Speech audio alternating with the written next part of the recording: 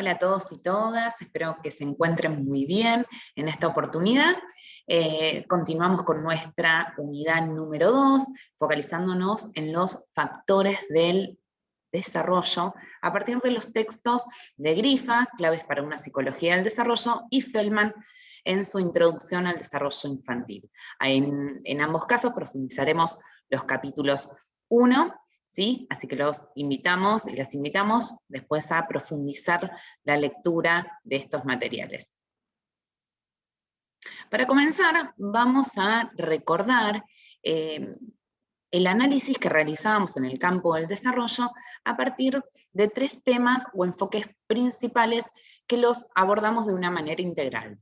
Por un lado, un desarrollo físico, pensando el desarrollo cognitivo o cognitivo, y por otra parte, analizando el desarrollo social y de la personalidad en el campo del ser humano, pensando estos 3 niveles de desarrollo como factores inherentes que están en continua interrelación, ¿sí?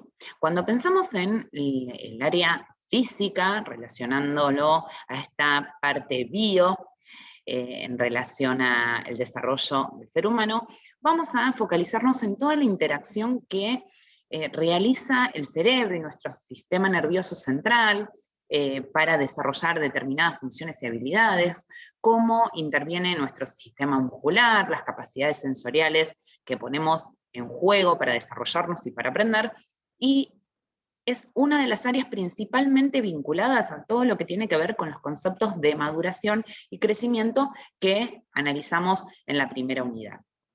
Por otra parte, cuando hacemos referencia al desarrollo psicosocial de un ser humano, vamos a analizar todo lo que refiere a su modo de interacción con el contexto, a las cuestiones que determinan su personalidad, a las cuestiones que van a definir cuáles son sus características propias, su singularidad, y qué características o habilidades posee la persona que lo distinguen, por ejemplo, de otras, lo que nos convoca a pensar la singularidad y la diferencia que se establece entre cada ser humano, entre cada sujeto. Y de alguna manera, cómo estas interacciones dan lugar a ciertos intercambios con el otro, cómo a partir de estos intercambios desarrollamos nuevas habilidades que a la vez dan lugar a nuevos tipos de interacciones, pensándolo en una relación recíproca. Y también pensar que estas relaciones a lo largo del ciclo vital van a ir cambiando y adquieren una impronta diferente en la vida del sujeto. Por último, pensar dentro de esta integridad a qué nos referimos cuando hablamos de los factores cognitivos o cognitivos. Y en este punto vamos a centrarnos en todas las habilidades intelectuales, cognitivas, las funciones cognitivas que se ponen en juego, incluyendo el aprendizaje, la memoria, el desarrollo del lenguaje, todo lo que implica en las funciones cognitivas, las funciones superiores y también las elementales, que ponemos en juego para la resolución de ciertos problemas y y todo lo que tiene que ver con el desarrollo de la inteligencia.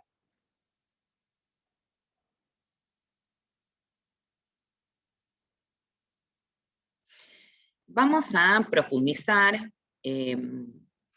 cuestiones que repensamos a la hora de definir el desarrollo infantil.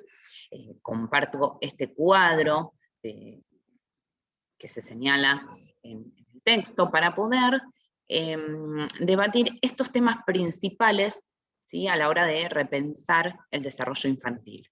Cuando hablamos de desarrollo, siempre hablamos de un proceso que está en continuo cambio, movimiento, y sin embargo, el autor se encarga de distinguir los cambios continuos de un cambio discontinuo, y desde qué lugar vamos a pensar este desarrollo. Cuando nos referimos a un cambio continuo, vamos a empezar en algo que se da de manera gradual, que a las siguientes adquisiciones o habilidades se apoyan en las anteriores, por eso decimos que los avances se van a ir complejizando y se van a apoyar en este nivel anterior, ¿no?, a modo de escalera. Y pensar en estos procesos como procesos que van a a permanecer sin cambio, ¿no? Durante toda la vida. Hay procesos que son más implícitos, que estos que una vez que se adquieren, van a sentar las bases para la adquisición de nuevas habilidades o nuevas herramientas. Cuando pensamos en un cambio discontinuo en el área del desarrollo, lo estaríamos definiendo como algo que ocurre en diferentes etapas o periodos, y en este caso los comportamientos o los diferentes procesos que se interrelacionan van a suceder en diferentes etapas, ¿sí? Como si lo pensáramos desde fenómenos separados y por etapas diferenciadas. En el campo del desarrollo infantil o del neurodesarrollo también vamos a distinguir ciertos periodos críticos o sensibles. Cuando hablamos de periodos críticos, tiene que ver con ciertos estímulos que son, digamos, que vienen dados del contexto, del ambiente, que son sumamente necesarios para que el desarrollo pueda continuar su curso, puedan aparecer nuevas funciones, nuevas habilidades y nuevas herramientas, ¿sí? Y esto fue destacado por los primeros especialistas, ¿no?, en desarrollo, que ellos pensaban, bueno, hay ciertos periodos críticos en el desarrollo a partir del nacimiento, donde es primordial el contacto con un otro para adquirir determinadas habilidades y para desarrollarnos de manera integral. Cuando nos referimos a los periodos sensibles, pensar la susceptibilidad que se presenta en diferentes etapas del desarrollo, en la cual se profundizan ciertas habilidades, ciertas adquisiciones que tienen un periodo sensible, un periodo determinado en el cual desarrollarse. Si nosotros pensamos en el desarrollo del lenguaje, podríamos establecer que uno de los periodos sensibles para que esto pueda ocurrir es, por ejemplo, a partir de los 2 años, o el control de esfínteres, es una larga lista de adquisiciones que se van dando en la infancia que responden a ciertos periodos primordiales o sensibles.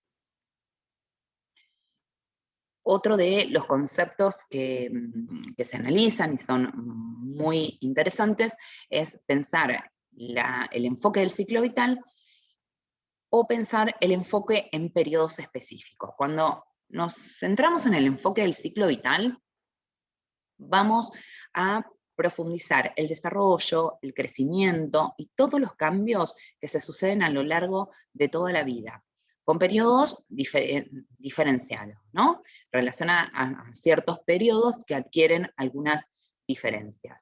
Pero lo pensamos desde el ciclo vital, y cuando referimos a ciclos, pensamos en etapas diferentes, pero que se suceden en un continuo, que responden a determinados periodos, pero como mencionábamos antes, requieren de ciertas bases que se establecen en un nivel anterior. Y cuando nos referimos a enfoques basados en periodos específicos, también podemos, en este caso, lo que coinciden es que algunos autores consideran todo lo que corresponde a la infancia y a la adolescencia como los periodos más importantes y determinantes en calidad de desarrollo. Otras de los aspectos, de los factores que intervienen en el desarrollo, que es muy importante que podamos analizar, es el de naturaleza, vinculada a todos los factores genéticos, que va a hacer referencia a este descubrimiento de los rasgos y de algunas habilidades genéticas que son heredadas, las cuestiones innatas con las que nacemos, ¿sí? Y cuando nos referimos a todos los hábitos de crianza, vamos a focalizar en los factores ambientales y haciendo hincapié en las influencias que tiene el contexto y el ambiente para el desarrollo de una persona. Vamos a ver más adelante cómo interrelacionamos estas cuestiones entre lo innato y lo adquirido.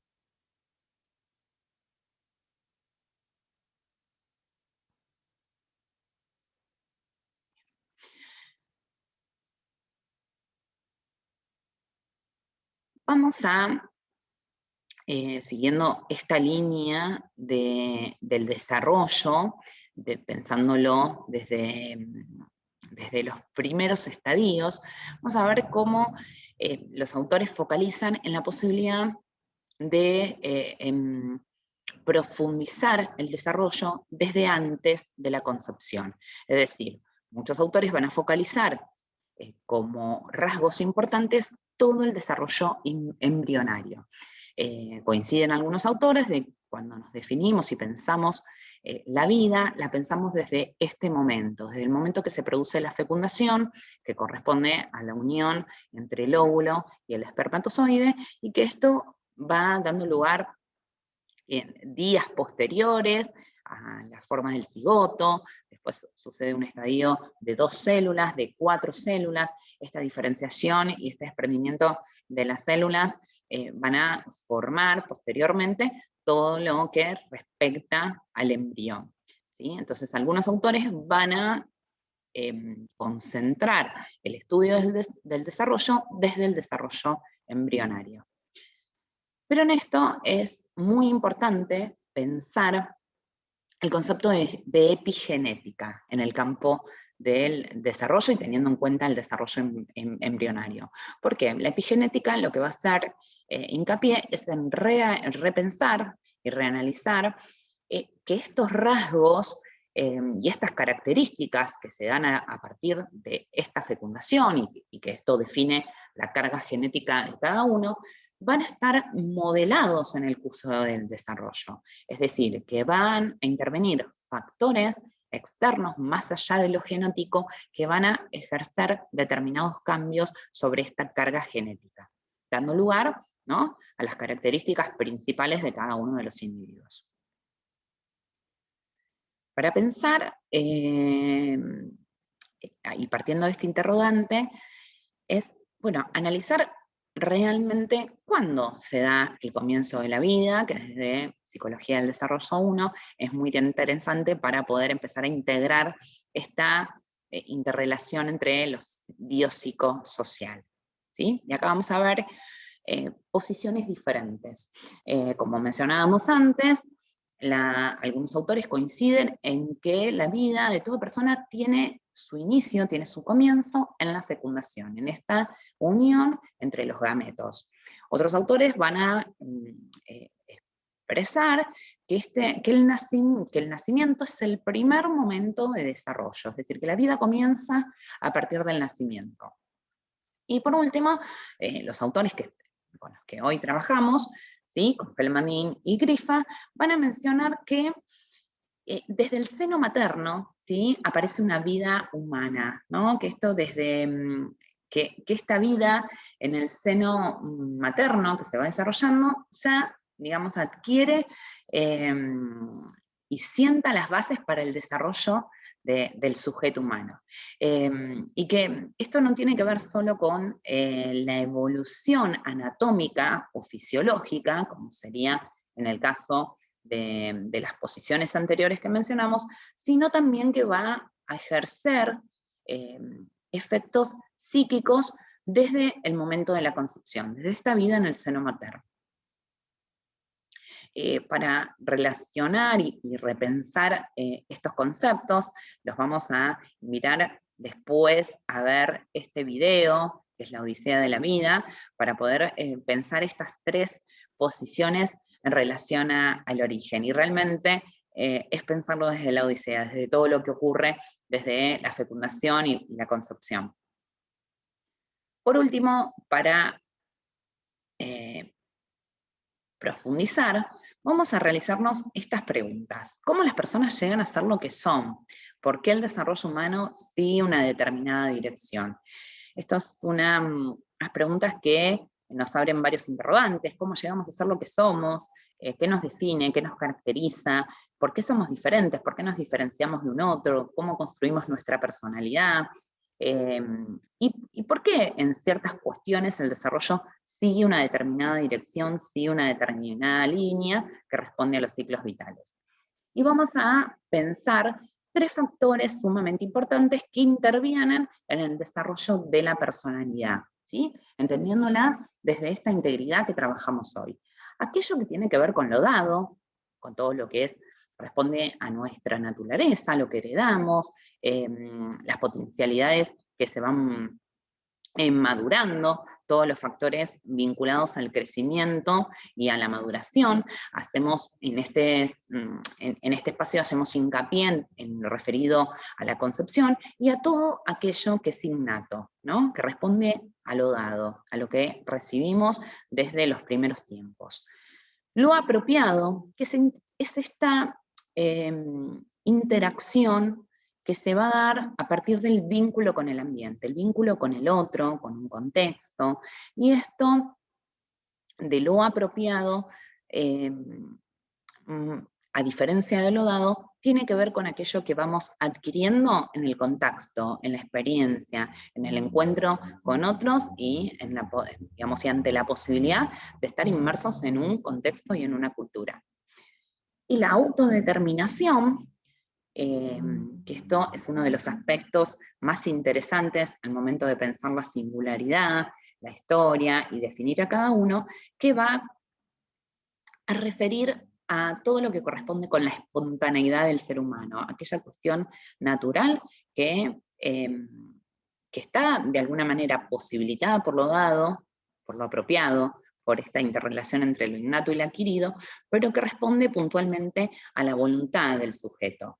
¿Sí? Es a las oportunidades y a la posibilidad de elegir que tiene el sujeto a partir de estas dos variables referidas a lo dado y lo adquirido. ¿Sí? Y en esto constituye y conforma su propio estilo que no será el de otro y que responde a su propia singularidad, a su propia autodeterminación y a sus propias posibilidades. Esto los invitamos a encontrarnos en el foro en el foro de debate y de intercambio para que podamos analizar juntos y juntas el recorrido por esta videoclase. Recuerden ver el video y nos vemos para enriquecernos con el intercambio.